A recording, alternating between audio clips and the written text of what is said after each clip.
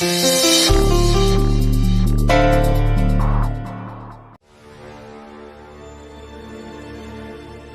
नाम केशव है ना? जी हाँ। आप शादियों में घोड़ी देते हैं ना? पूरन काका का बेटा आपकी ही घोड़ी पर बैठकर ब्याह करने गया था ना? हाँ, ब्याह भी अच्छे से हुआ, पर पूरन ने बाद में पता नहीं क्या सोचा और सबको जला दिया। अच्छा? हाँ सच्ची? हाँ, मैंने गवाही भी दी थी। अच्छा, मतलब आप घोड़ी बारात में देते हैं? हाँ। आपका बेटा है? हाँ, छोटा सा। उसकी शादी भी कराओगे? हाँ। तो फिर बताइए, अपने बेटे को अपनी घोड़ी पर बिठा के ले जाएंगे ना शादी में? बताइए ना। अपनी घोड़ी की कसम खाइए, रोजी रोटी की कसम खाइए, लेकिन सच बता दीजिए। देखिए, सच बता दीजिए हमें कि हुआ क्या था, अपनी रोजी रोटी की कसम खाकर। नहीं तो अपनी रोजी रोटी की कसम खाकर ये जरूर कह दीजिएगा कि हाँ, मैं अपने बेटे को मेरी घोड़ी पर बिठाऊंगा।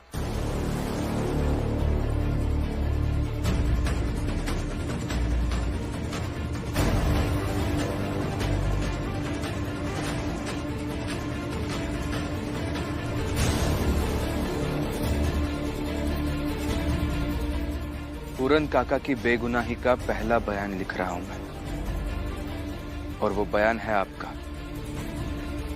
बताइए क्या हुआ था, लेकिन हाँ, बताने से पहले ये जरूर सोचिएगा कि आज अगर सच नहीं बताएंगे ना, तो जो केशव दूसरों के बेटों के ब्याह में अपनी घोड़ी देता है, वो केशव अपने ही बेटे के ब्याह में उसे घोड़ी पर कभी नहीं बिठा पाएगा।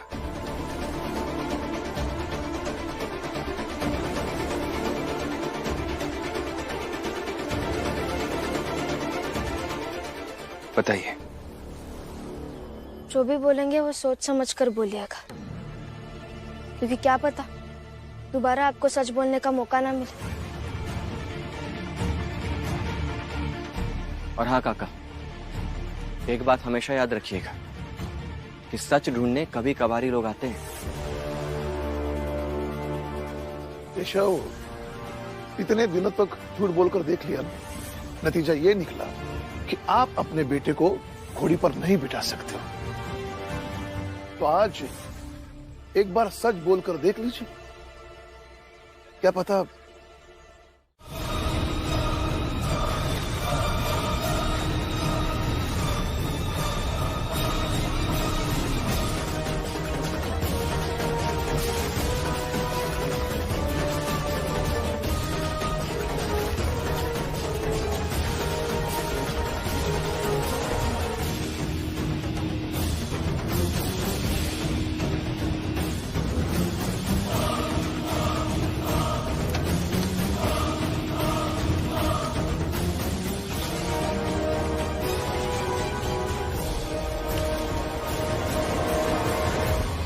चुपचाप लौट जाओ यहां से तुम सब, नहीं तो यहीं पर खड़े खड़े जिंदा जल के राख हो जाओगे।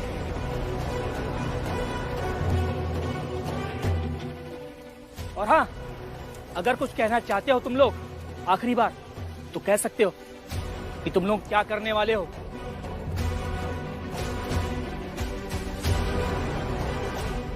लौट जाओ यहाँ से, लौट जाओ, लौट जाओ। देखिए मेरी बात तो देखिए नहीं, लौट जाओ, नहीं तो आग लगा देंगे। नहीं नहीं नहीं, रुकिए रुकिए रुकिए, मेरी बात सुनिए। देखिए, हम कुछ नहीं कहेंगे, सवाल भी नहीं पूछेंगे, बस खड़े रहेंगे। तो रुकने देंगे ना आप हमें?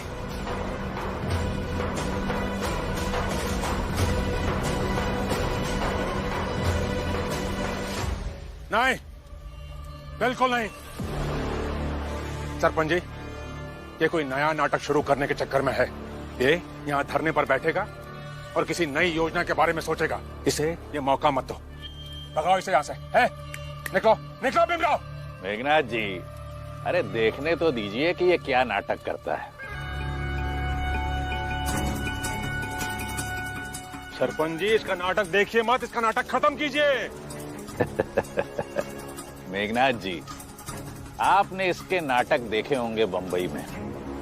हम भी तो जरा देखें कि ये क्या क्या कर सकता है। अगर ये यहां पर चुपचाप खड़ा रहेगा तो हम भी इसे कुछ नहीं करेंगे, लेकिन अगर इसने होशियारी करने की कोशिश की तो फिर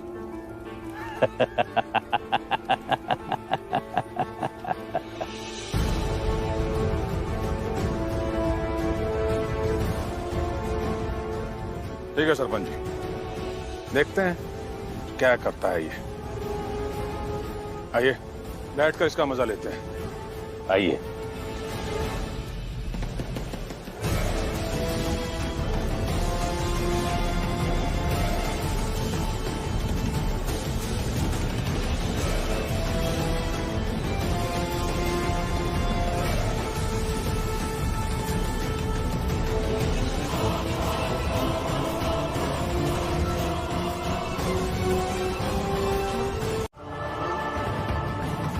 सिर्फ गुलामी नहीं, गद्दार भी है ये। पूरन काका के घर के बगल में रहता है। उनके घर से चाय चीनी नमक तो मांगते रहे होंगे आप। अगर उनका घर जलकर राख हो गया और आप सब देखते रह गए। रमा, जाने दो, इन्हें कोई फर्क नहीं पड़ता, क्योंकि अभी चाय चीनी देने वाला कोई और होगा ना। लेकिन हाँ, जब एक एक करके पूरन काका सब बनते चले जाएंगे ना, तब इन्हें फर्क भी पड़ेगा और समझ में भी आ जाएगा।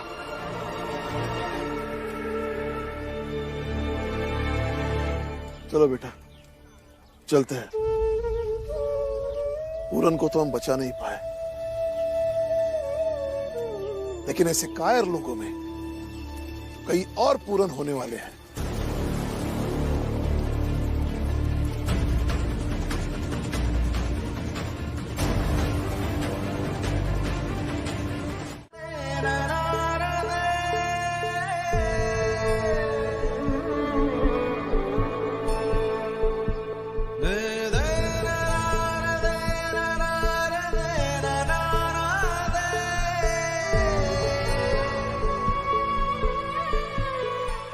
पूरन भाव जब मेला लगता था तो मेरे परिवार को ले जाते थे। पूरन भाई की बीवी जब नई तरह की भाजी बनाती थी तो मेरे घर पे देती थी।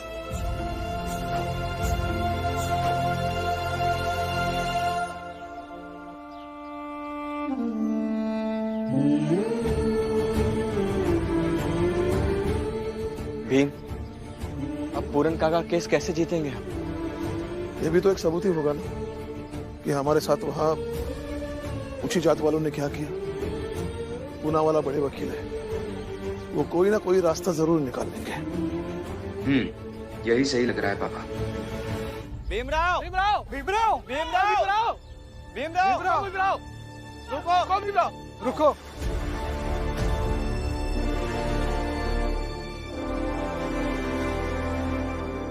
क्या हुआ? हमने सब तोड़ दिया, एक एक पत्थर उठा के फेंक दिया। हम सब गवाही देंगे। हम सब गवाही देंगे। हम सब गवाही देंगे। हम सब गवाही देंगे। हम सब गवाही देंगे। क्या सच में? हम सब ने तय किया है, हम पूरन के पक्ष में बोलेंगे, क्योंकि वही सत्य है। वही सत्य है। वही सत्य है। ठीक है, आप सब अपनी अपनी गवाही लिखवाइए, मैं सब लिख लेता हूँ। हाँ?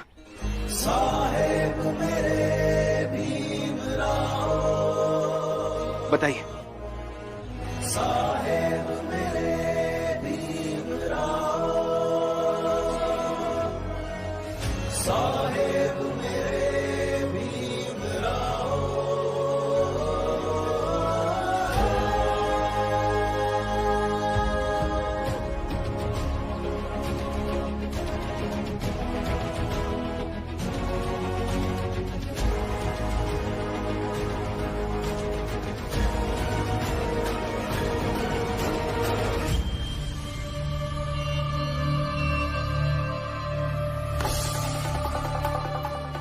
अरे ये सब तो पलट गए, अब तो जाके बताना ही पड़ेगा। ये भीमराव ना कबीर संगति साध की, कड़े न निर्फल होई।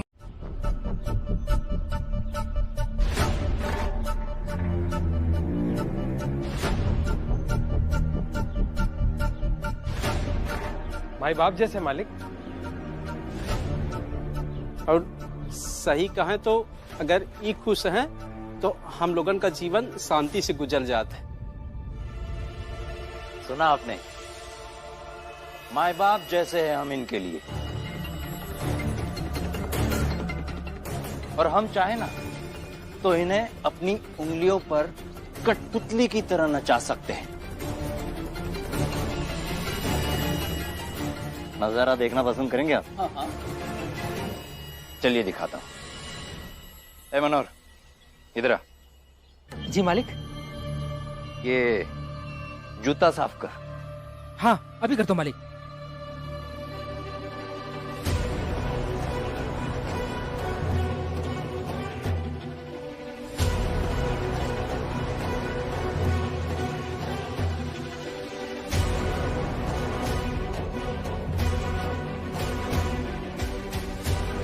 बस बस, अब तू जनार्दन। हाँ मालिक, अभी साफ करता हूँ। नहीं नहीं रुक, तू नहीं। हाँ नंदू, तू इधर आ, इधर आना।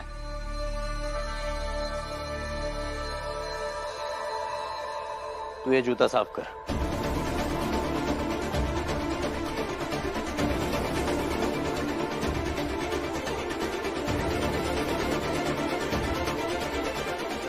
अरे देख कह रहा है, साफ कर।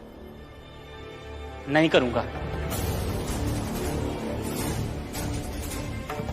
ए नंदू, नींद में है क्या? जानता है ना मुझे ना सुनना पसंद नहीं है। चल जूता साफ कर। नहीं करूंगा। ए जूता साफ कर वरना अभी फोड़ डालूंगा तुझे।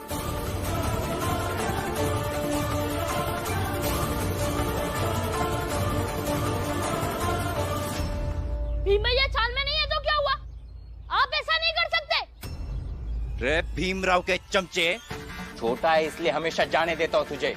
ए शोभा, समझा इसे, वरना दुनिया देखने से पहले दुनिया से चला जाएगा। हट पीछे। नहीं नहीं मालिक, शांत हो जाइए।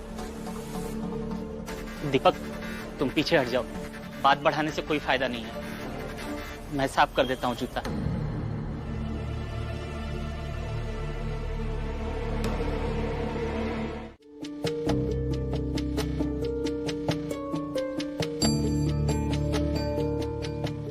बाबा,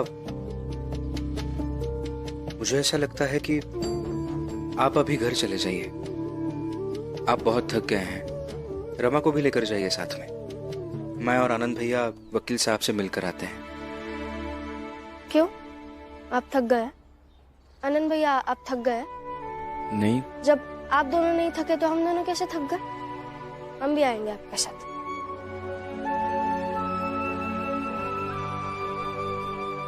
अब बताओ बेटा, जवाब दो।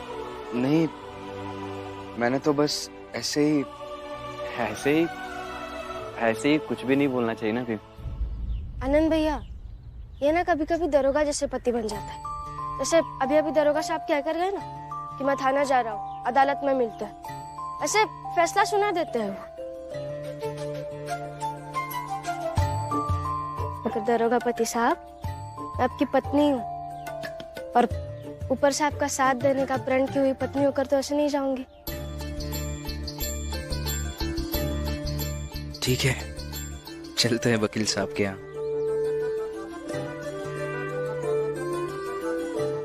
तब तक जिंदा रहूंगा ना, लड़ता रहूंगा न्याय के लिए।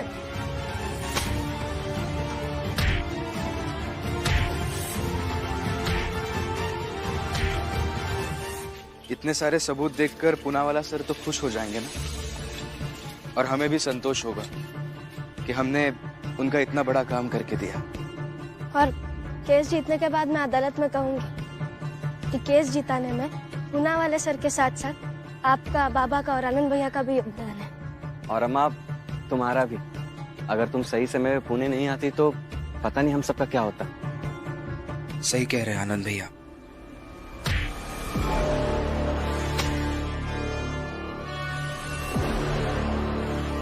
पूना वाला जी, अरे कहाँ गया अन्याय अन्याय।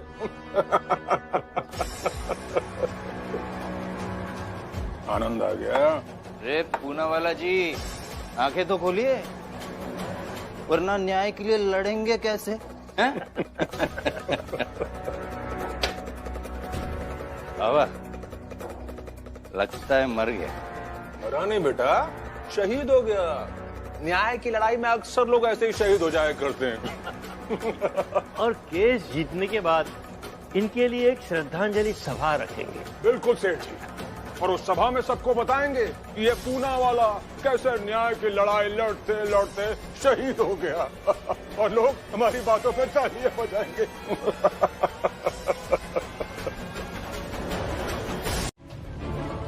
कल से अब तक मैंने कुछ बोला? रात हुई, साथ खाना बनाए, साथ साथ खाना खाए, लेकिन अभी तूने शुरू किया ना। चुपचाप कपड़े साफ करती रहती तो अभी भी नहीं बोलती मैं। दीदी एक काम करते, हम ना अच्छी सी चाय बनाते और चाय पीते पीते बात करते, क्योंकि बात करके मन हल्का हो जाता है और रिश्ते साफ हो जाते हैं। चलिए। इतनी बुद्धि कहाँ से आई तुझमें? किसने कहा ये? मैं बताती हूँ।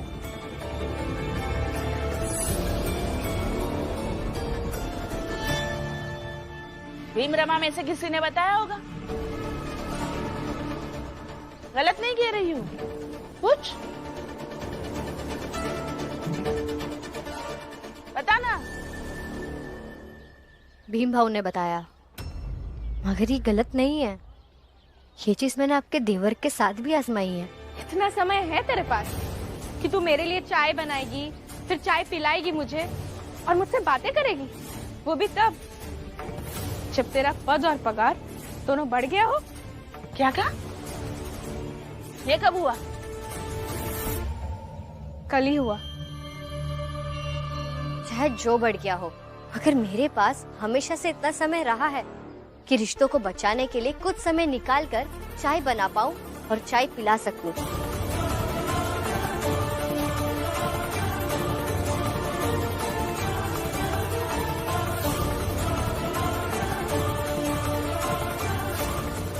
ये ले,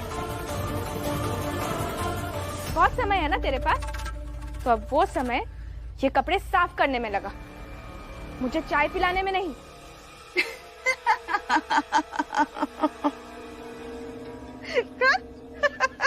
जीजाबाई,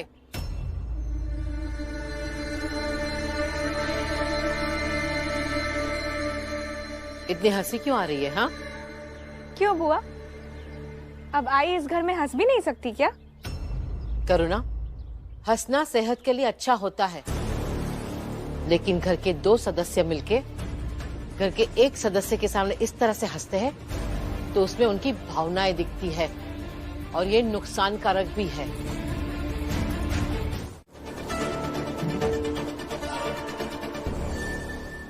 लक्ष्मी बेटा, सब ठीक हो जाएगा, दुखी मत हो। इतना समझ ले कि अच्छाई की जीत निश्चित है, चाहे जितना भी लोग मिट्टी डाल के बुराई करे, अपनी ताकत का प्रदर्शन करे,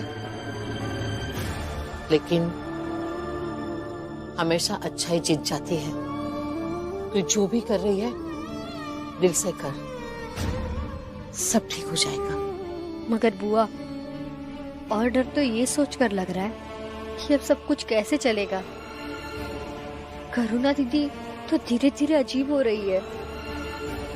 जीवन में वैसी समस्या कम है क्या जो लोग और समस्या बढ़ा रहे हैं? समझ सकती हूँ, लेकिन अभी मुझे उसकी चिंता नहीं है।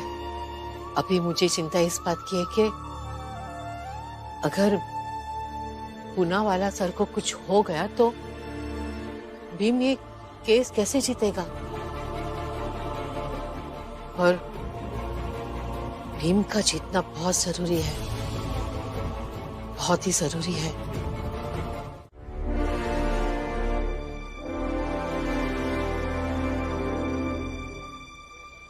कार्रवाई आनन फानन में शुरू करवाने की मांग की कुछ खास वजह?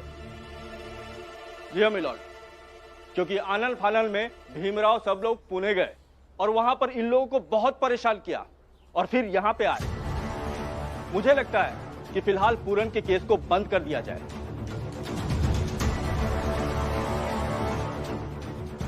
और इस बंबई शहर से दूर केस और पूरन को शिफ्ट किया जाए, फिर आगे की सुनवाई हो। अरे जज साहब, हम लोग तो बस ऐसे ही उनके मोहल्ले में चले गए थे, वहाँ पर लड़ाई हो गई और ये पुलिस वाले हमें उठाकर यहाँ पर ले आए। हमारी कोई गलती नहीं है, हमने कुछ नहीं किया। मिलॉर्ड, ऐसा क्यों हुआ?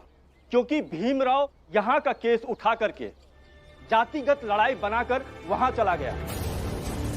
मैंने तो पहले भी कहा था इस केस को कहीं शिफ्ट कर दिया जाए, नहीं तो भीम और उसके समर्थक इस शहर को दंगे का मैदान बना देंगे। माफ कीजिए जज साहब, लेकिन ये झूठ बोल रहे हैं, ऐसा कुछ भी नहीं है। भीमराव, तुम्हारा वकील कहाँ है? तुम ऐसे कुछ नहीं बोल सकते। जज साहब, हमारे वकील पूनावाला सर अभी अस्पताल में हैं और डॉक्टर का कहना है कि पता नहीं वो कभी उठ भी पाएंगे या नहीं। ये कब हुआ? कब हुआ? आप लोगों ने बताया नहीं क्या कोर्ट को?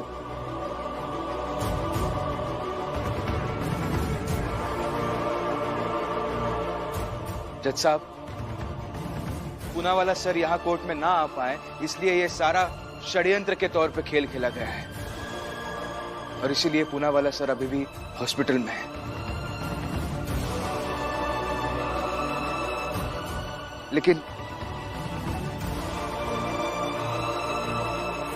लेकिन इस डायरी में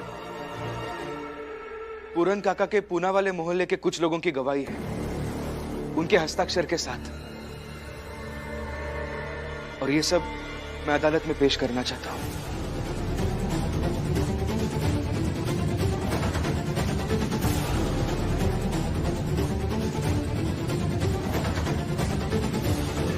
और ये लोग भीम के खिलाफ पहले से ही इसलिए ऐसी बातें कर रहे हैं। हाँ साहब, एक भीम ही तो है जिससे हमारी जात को हिम्मत मिलती, फिर उसी की वजह से मुश्किलें कैसे पैदा हो सकती है?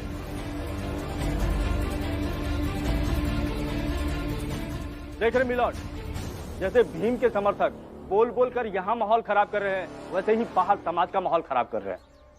साहब, बोलने से माहौल खराब नहीं होता, बल्कि ऑर्डर ऑर्डर, शांत रहिए।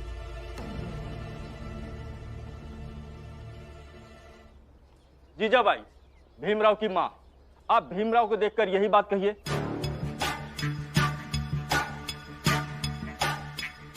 जीजा भाई, करके झगड़े यहां नहीं लाना है, खिलाफ में गवाही मत देना। राम जी, इनको बोलने दीजिए। तो जीजा भाई कहिए।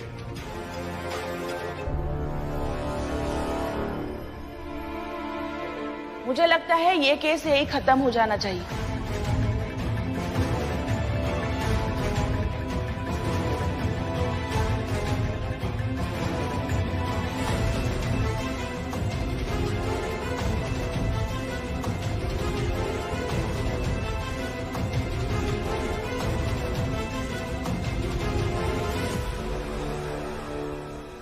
जैसे है वैसे ही रहने देना चाहिए, नहीं तो एक पूरन को बचाने में हमारा पूरा जीवन बर्बाद हो जाएगा।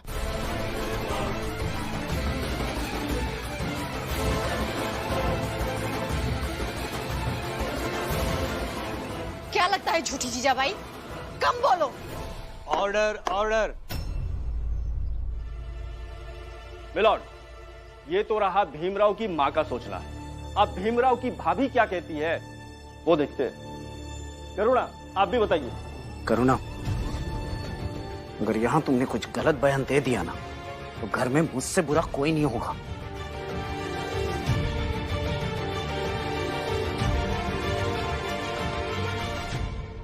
हाँ, मुझे भीमराव की सोच से खतरा लगता है।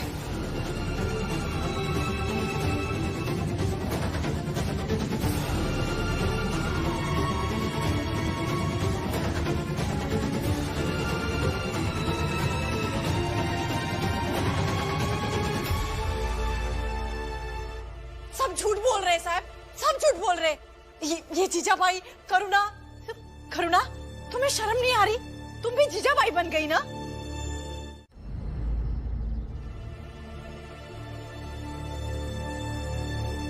पता नहीं क्या लाने गया ये भीम, परेशान करके रखा है। ये केस जल्द से जल्द खत्म हो जाए। ऊपर से ये भीम, पर सामने होता है तो लगता है कि न्याय का बहुत बड़ा योद्धा खड़ा है। मैं कम इन सर। तुम यहाँ क्या कर रहे हो? तुम तो सबूत लाने गए थे ना? सर, हम आपसे अकेले में मिलना चाहते थे। अकेले में? क्यों? रमा,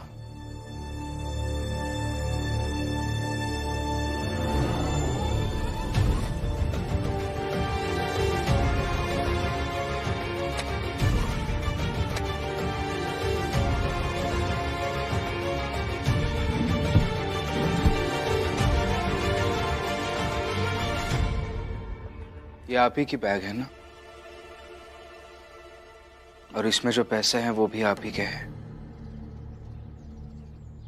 हमने देखा था मेघनाथ जी को आपको ये बैग देते हुए। ये पैसे आपके लिए हैं जस्सा। इन पैसों को रख लीजिए और फैसला हमारे पक्ष में कीजिए। बस ये ध्यान रखिएगा, अगर गलती से भी आपने इन पैसों को ठुकरा कर हमारे विरोध में फैसला किया ना, तो आप भी उस पूना वाला वकील की तरह किसी अस्पताल में नजर आएंगे। बाकी आप खुद समझदार हैं। और फिर हम यहाँ से ये बैग उठाकर ले गए।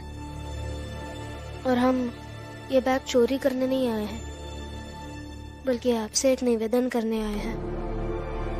अगर हम चाहते तो अदालत में सबके सामने ये बैग पेश कर सकते थे, लेकिन ऐसा करने से आपके पद पर प्रश्न चिन्ह आ जाता। और एक जज का पद वाकई में बहुत बड़ा और सम्मान के लायक होता है सर। हम जैसे सामान्य इंसान डर गए तो चलेगा, अगर आप ही डर गए तो कैसे चलेगा? और सवाल तो यह है मेरा कि क्या एक जज कभी डर सकता है सर? चलते हैं।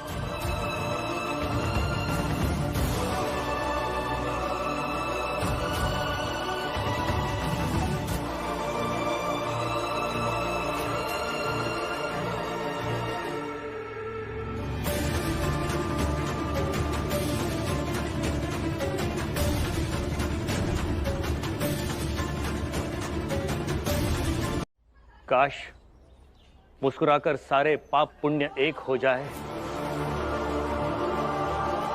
जब एक आदमी बड़ा होता है तो उसके ओहदे के साथ साथ एक और चीज बड़ी होती है, और वो है उसकी आत्मा।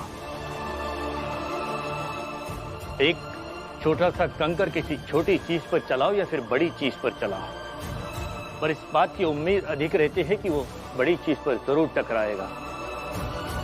ऐसा ही मान लीजिए, आज मेरी आत्मा से भीमराव की कोई बात टकरा गई और मैं सोचने लगा कि मैं जज के लायक हूं या नहीं।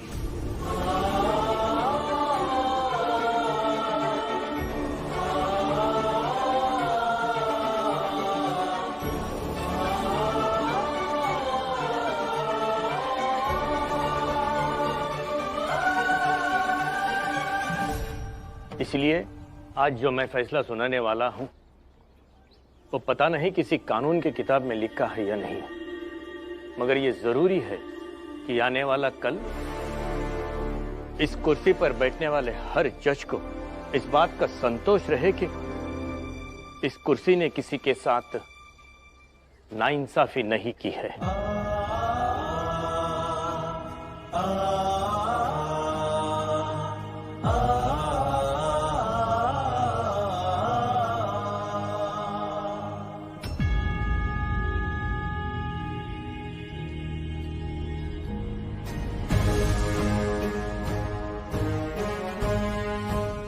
भीमराव, तुम्हारे कारण आज मेरी आंखें खुल गई और मेरी सजा यह है कि मैं आज से तुम्हारी लड़ाई लड़ूं। वंचित और जरूरतमंद तक अपने हिसाब से जितनी मदद कर सकूं उसे ईमानदारी से करूं और आज इसकी शुरुआत होगी।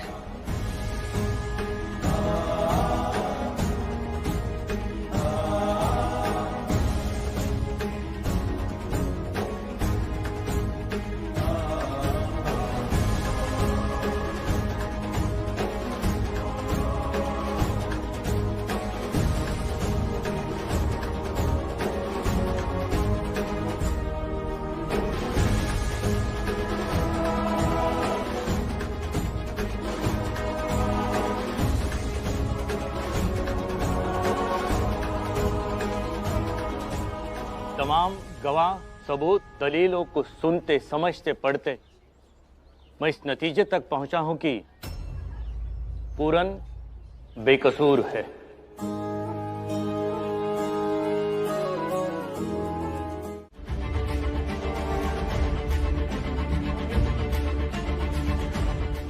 मैं आपका बहुत बहुत आभारी हूं। धन्यवाद जज साहब। इसी के साथ आज की कोर्ट की कार्यवाही यहीं समाप्त हो जाती है।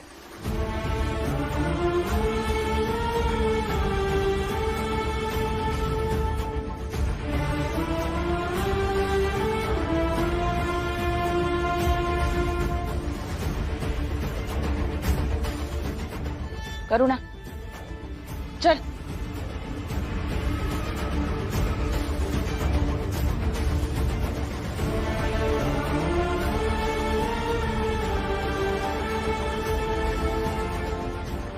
खोल दो इसे।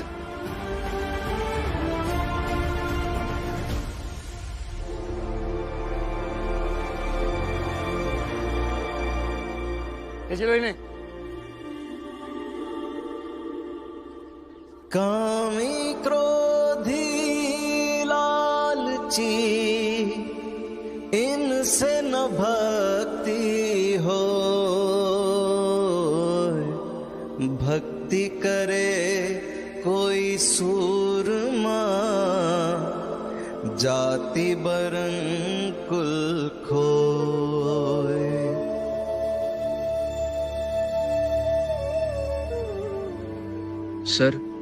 सर आप ठीक तो है ना?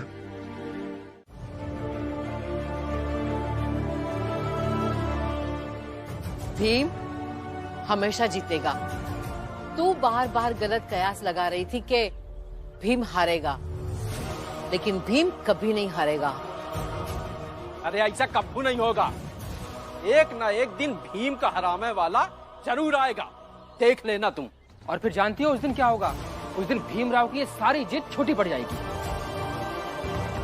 ऐसा कभी नहीं होगा। भीम विजेता था और विजेता ही रहेगा। क्यों पता है? क्योंकि भीम दूसरों के लिए लड़ता है, और जो कोई दूसरों के लिए लड़ता है उसके लिए लोग उसकी जीत के लिए मन्नतें करते हैं। इसलिए भीम कभी नहीं हारेगा। बस बुआ, बस करिए। तब से भीम ये भीम वो कर रही है। जीत गया ना भीमराव, हो गई तसल्ली, मिल गई आपको सारी खुशियां। बस अब चुप रहिए, थोड़ा शांत रहिए। और एक बात समझ लीजिए, इससे कुछ नहीं होने वाला। ना ही पेट भरेगा और ना ही घर के सामान आएंगे। इसलिए मैं जा रही हूँ काम पर, क्योंकि मुझे तो काम करना होगा, नहीं तो मेरा घर कैसे चलेगा, सामान कैसे आएगा घर पे। आई आती हूँ मैं।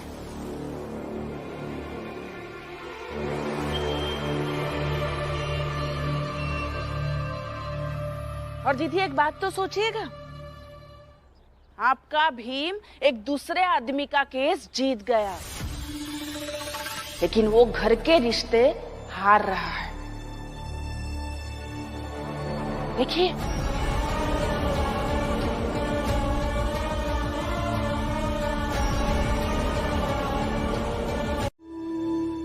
नहीं भीम, अब मैं कहीं नहीं जाना चाहता। बहुत समय से भाग ही रहा हूं। परिवार खत्म हुआ तो थाने भागता रहा, थाने से जेल, जेल में दुख और पीड़ा इतनी ज्यादा थी कि अपने आप से भागता रहा। अब बस बैठना चाहता हूं, आराम करना चाहता हूं।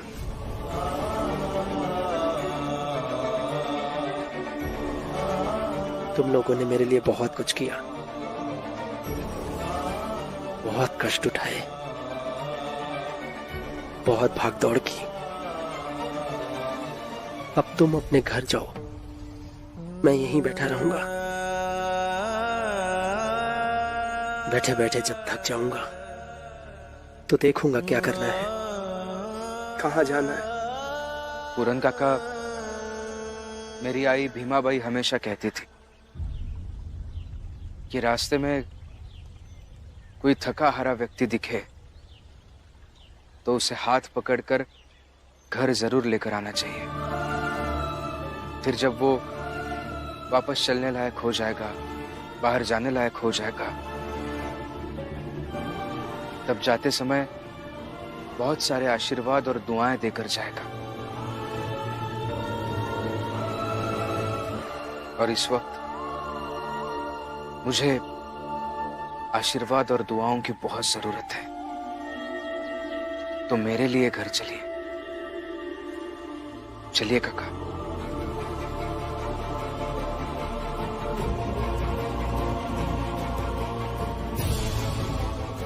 हाँ काका, चलिए ना, हम सब आपके अपने हैं। और आप हमारे घर में रहेंगे तो आपको कितना अच्छा लगेगा पता नहीं, लेकिन हमें बहुत अच्छा लगेगा।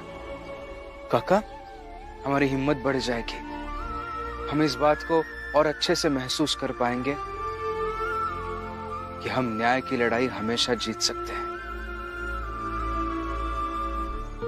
चलिए। पूरन काका, पूरन काका, आप घर चलिए।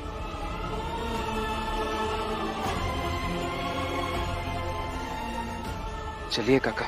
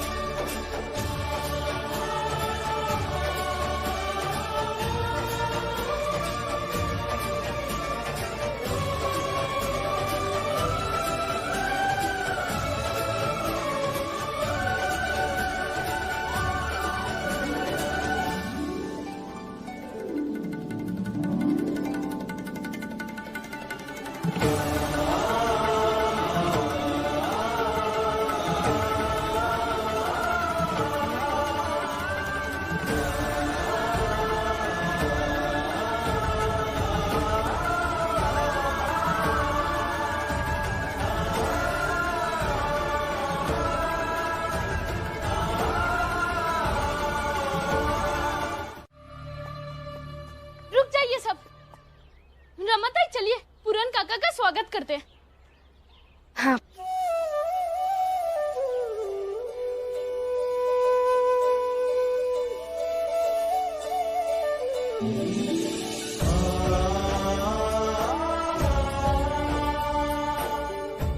पूरन काका, अब आप घोड़े से उतर सकते हैं।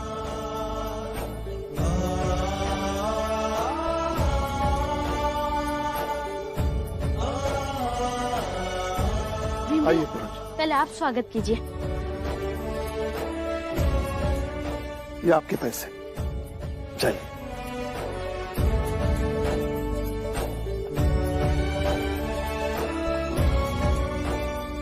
आपका स्वागत है पुरन काका।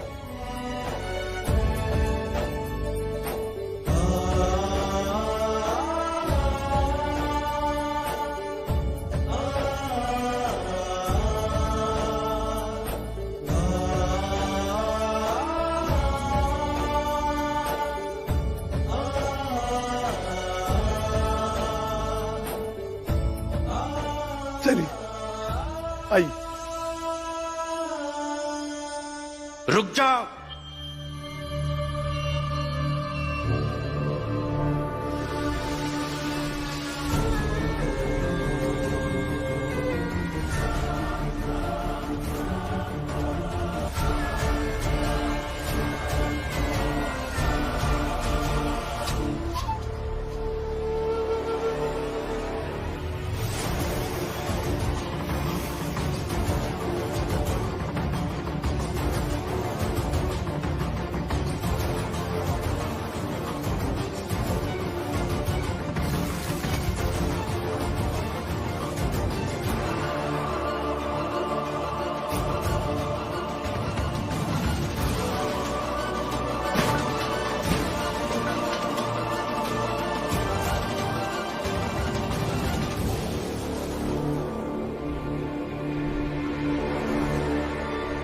तुम सबकी हैसियत यही है।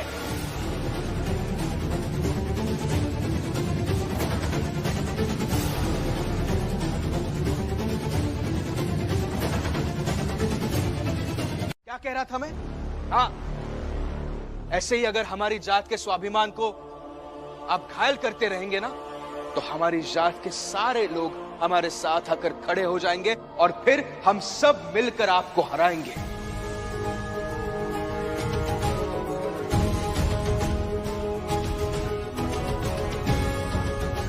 ये आपके वकील साहब आज जिस तरह से केस हारे हैं ना कोर्ट में, ठीक उसी तरह बार बार कानूनी दांवपेचों में इन जैसे लोगों को हराएंगे।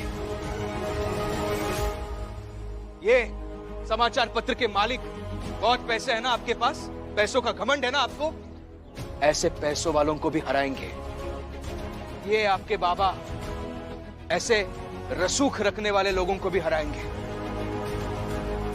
और आप जिन्हें अपनी ताकत और अपनी लाठियों का घमंड है, आप जैसे बाहुबलियों को भी हराएंगे हम।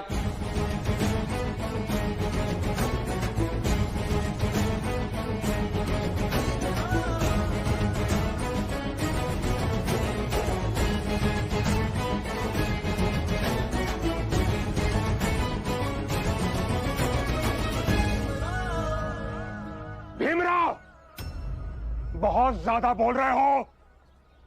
मेघनाथ जी, अब भी आप सिर्फ यही देख रहे हैं कि मेरे पति ज्यादा बोल रहे हैं।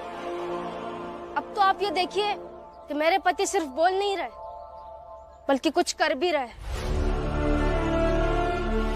आप सब पहले जुल्म करने आते थे और हम सब बचते थे। मेरे पति भी सिर्फ हमें बचाना चाहते थे, लेकिन अब केस कर भी रहे और जीत भी रहे।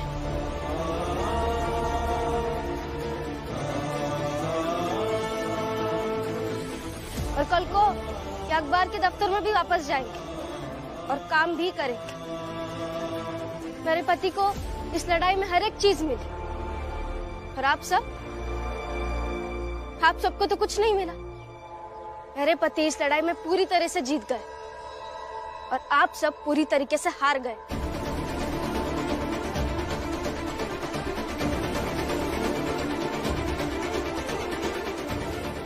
और आप फिर भी कह रहे हैं कि मेरे पति सिर्फ बोल रहे हैं।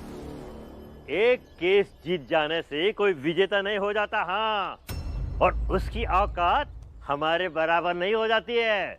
बहुत अच्छी सोच है सेठ जी आपकी। इस सोच को बनाए रखिए, ताकि इस केस की तरह ही एक एक जीत से भीम अपनी जीत की कहानी लिखता जाएगा। मुझे ऐसा लगता है कि आज पूरन काका सिर्फ पानी से नहीं नहाए, बल्कि उस पानी में हम सबका प्यार, सम्मान और साथ देने की भावना को मिलाकर उससे नहाए।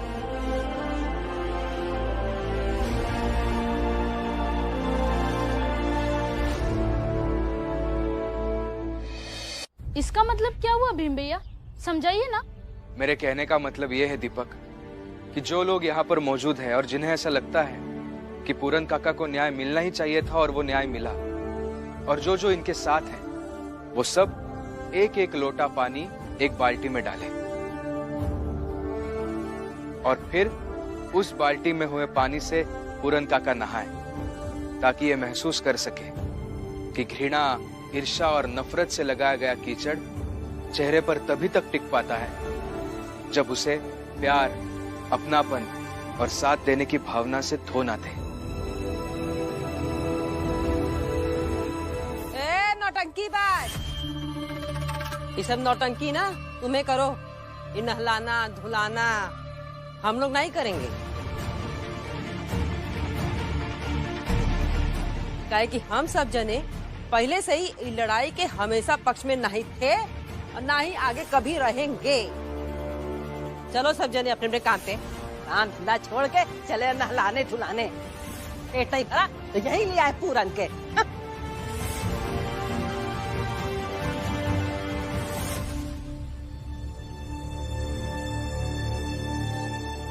जिसको नहीं करना है ना करे, लेकिन हम एक एक लोटा पानी जरूर डालेंगे।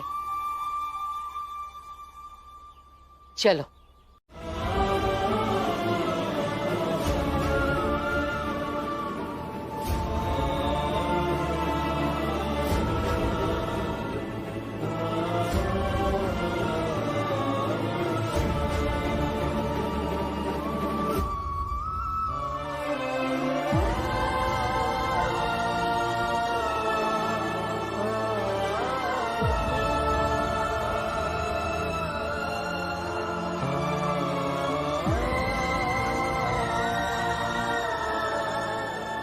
क्या हुआ रमा, ऐसे क्यों देख रही हो? सोच रही हो कि आप जब साथ में होता है तो ये कमरा, ये दरवाजा, ये घर सब दिखता है, सब समझ आता है। लेकिन आप जब नहीं होता तो सब एक जैसा सुनसान लगने लगता है। पिछले कुछ दिनों में इस घर का अकेलापन और खामोशी महसूस की है मैंने भी। इस घर से बाहर रहकर इस घर को महसूस किया और यहाँ बिताए एक एक अच्छे क्षण को याद किया। वैसे अच्छा हुआ ये कुछ दिन दूर रहकर पहली बार मैंने आपसे दूर रहने की स्थिति को भी महसूस किया। कल को आप पढ़ने विदेश चले जाएंगे या फिर काम करने के लिए चले जाएंगे, मुझे तो अकेले ही रहना पड़ेगा ना। रमा, इस सब के बारे में अभी मत सोचना।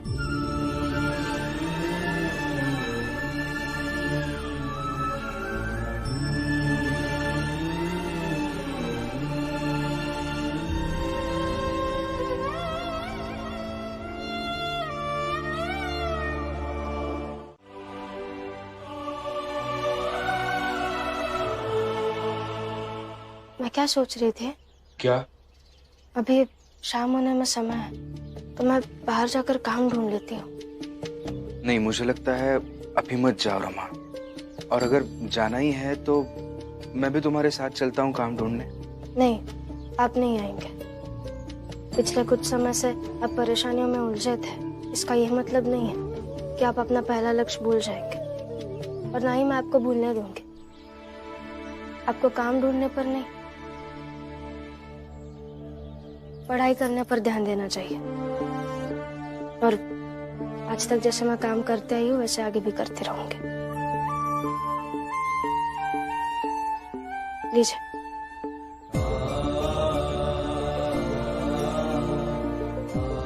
ठीक है रमा, मैं वादा करता हूं तुमसे कि अभी बहुत सारा समय निकालकर जरूर पढ़ाई करता रहूंगा।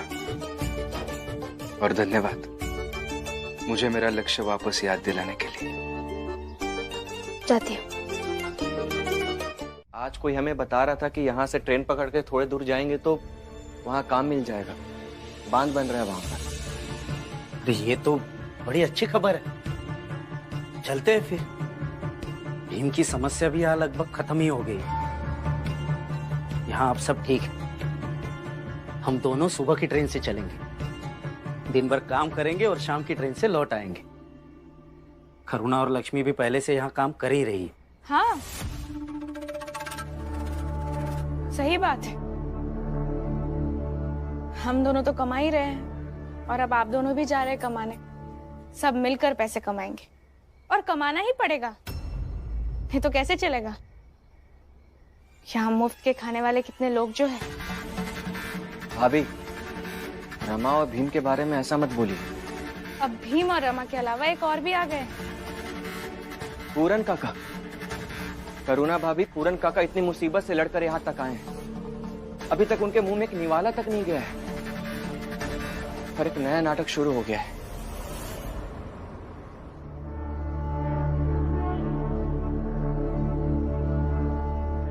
क्या आपको भी ये नाटक लगता है? अब नाटक करोगी तो नाटक ही लगेगा ना। नाटक नहीं है ये, थोड़ा सोचिए और ठंडे दिमाग से सोचेंगे ना तो समझ आएगा। हर बात सिर्फ एक दिन की नहीं है। बात ये है कि भीम रमा का क्या है। वो तो भावनाओं में बहकर कह देंगे पूरन काका से कि जब तक मन है तब तक रहिए, लेकिन पैसा पैसा कौन देगा? आनंद भाव को फर्क नहीं पड़ता होगा कि उनकी बीवी कमाए और बाकी सब खाए, लेकिन मेरा सवाल आपसे है, क्या आपको भी फर्क नहीं पड़ता? करुणा, जाने देना, ये सब बात बाला से मत कर। क्या है, इस घर में किसी को कुछ फर्क नहीं पड़ता जब सामने सवाल भीम रमा के खिलाफ हो। और मैं जानती हूँ ना, मेहनत करके पैसे घर ला रही है और यहाँ पैसे बच जाएंगे। जाने दे।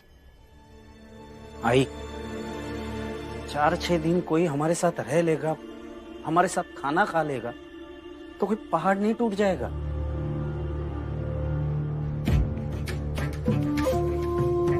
एकदम सही समय पर आए हो भीम।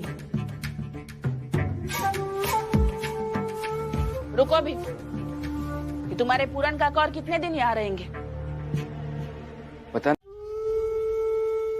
पता है,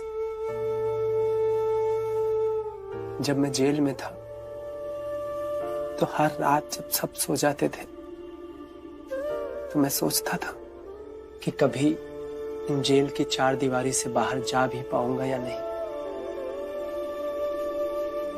और इस उम्मीद में जीता था कि एक दिन बाहर जाकर तारे देखूंगा। फिर धीरे धीरे मैं उम्मीद हार चुका था और ये सोचने लगा था कि एक दिन मैं शाम को ही सो जाऊंगा और फिर किसी रात उम्मीद में नहीं जागूंगा। फिर तुम आए और उम्मीद दी, और वो शाम नहीं आई मेरी जिंदगी में कि मैं सो जाता।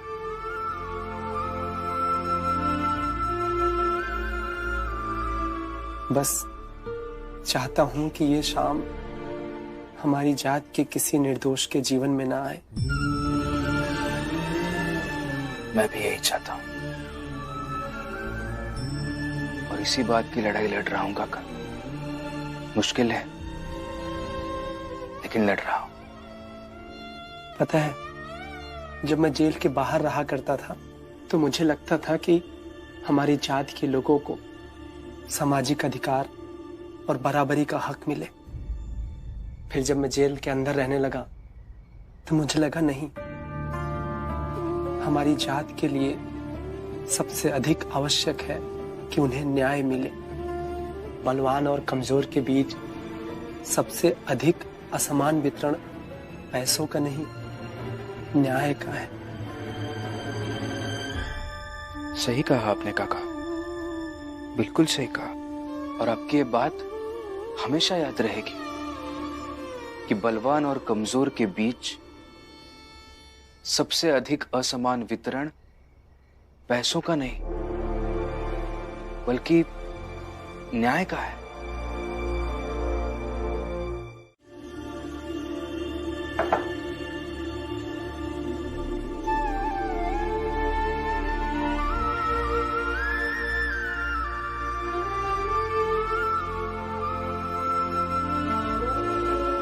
अब कारखाने के काम के साथ साथ ये कपड़े साफ करने का काम भी मुझसे ज्यादा अच्छे से कर लेगी तू। दीदी आप क्या कह रही हैं? मैंने तो कुछ ऐसा सोचा भी नहीं। तो जब ऐसा सोचा ही नहीं तो फिर बोली क्यों? ये ले, बहुत समय है ना तेरे पास, तो अब वो समय ये कपड़े साफ करने में लगा। भाई आप दीजिए, मैं कर देती हूँ। आदत हो गई है क्या तुझे ऐसे आगे कूदने की? वहाँ कारखाने में भी ऐसे ही कूद कूद कर थोड़ा बड़ा पद क्या मिल गया, यहाँ भी तो कूदने लगी।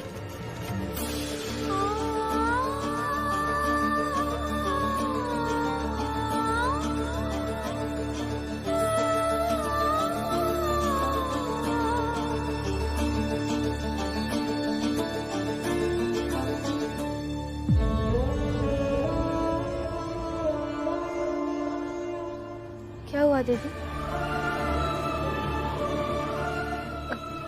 कुछ नहीं, इतने सालों से जानती हूँ मैं आपको। बताइए क्या हुआ? क्या बताऊँ रमा,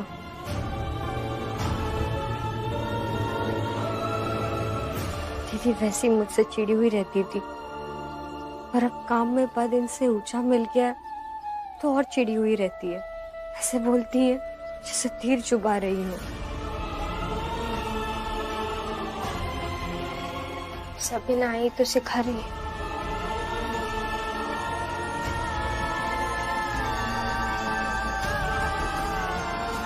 मगर मैं अब भी इनसे बहुत प्यार करती हूँ।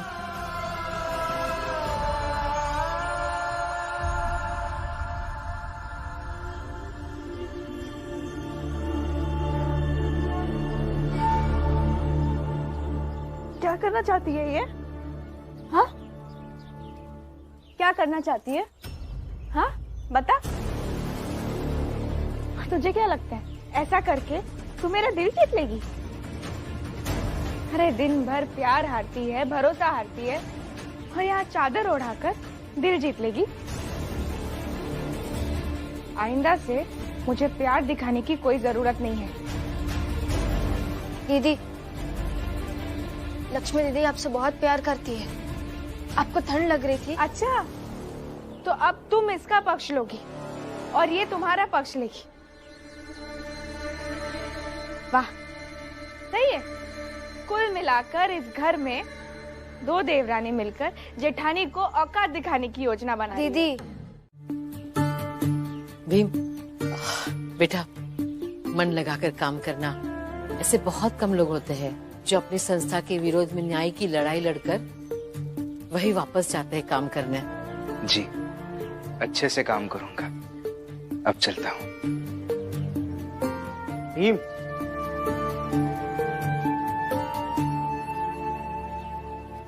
बाबा तुमसे कुछ कहना चाहते हैं। क्या कहना चाहते हैं? बाबा, बाबा,